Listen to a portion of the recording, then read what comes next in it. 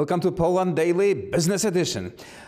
This year, 2019, marks 20th anniversary of introduction of euro. European Union started to have its own currency. Poland joined the European Union in 2004, then joined the Schengen area. We are part of NATO since 20 years over, and Poland is not part of the euro. And why is that? Is it beneficiary to Poland? We'll talk about that with Jerzy Bielewicz, financial analyst. Sir, welcome to the show. Thank you for having me. So, why the euro? Why do you think that Poland is not fit for the euro now? First of all, euro was a political project. Eurozone joined the country which are so different economically, and for example, Italy or Greece, and on the other hand, Germany and Netherlands. Since from the beginning, at least for me, I knew that it would not work in the long run. And right now we've got a proof. Since 2008, the financial situation in Eurozone is not better, it's worse.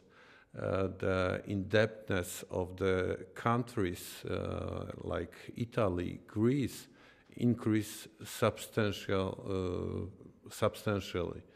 So it's even financial risk is greater now than in 2008.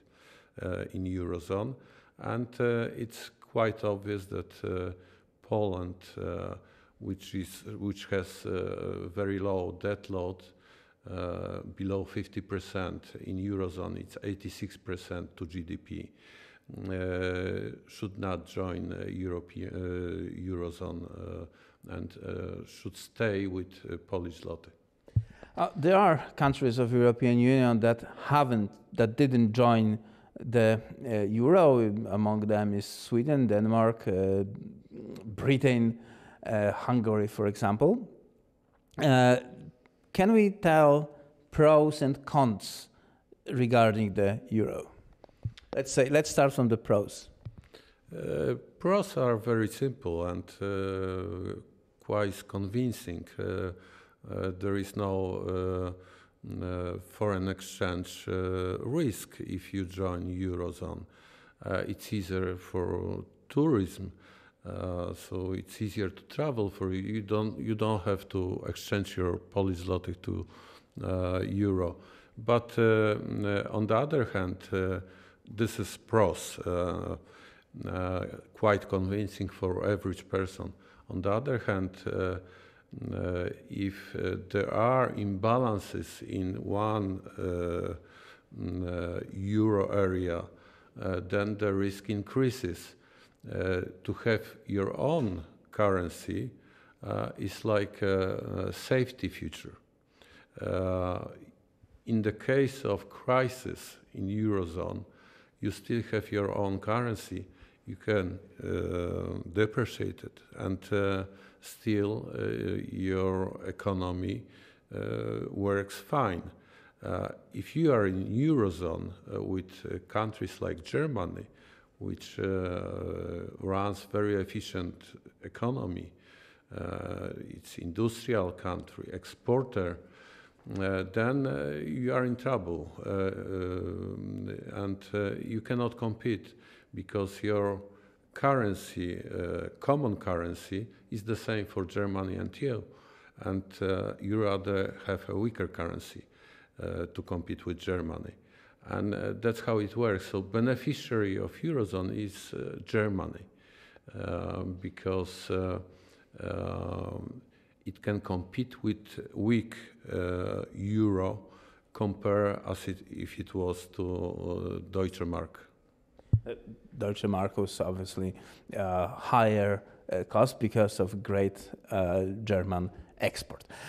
There is also one feature of the euro that we don't speak that often, is the political pressure or coercion that is levied by the European Union on the countries that are in debt, that have financial problems. The recent example of that is Italy, and apparently Italy is a very strong country, one of the top 10 industrial countries of the world, yet it has been being bullied by Eurocrats.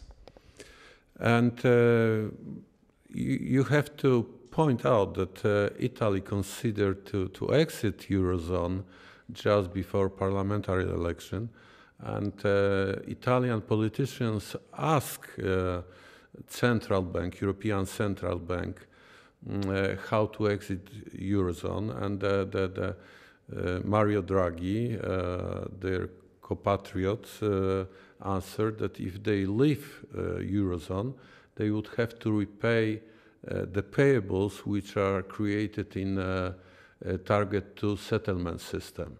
And for Italy, it's almost 500 billion euros. So their debt load would increase by €500 million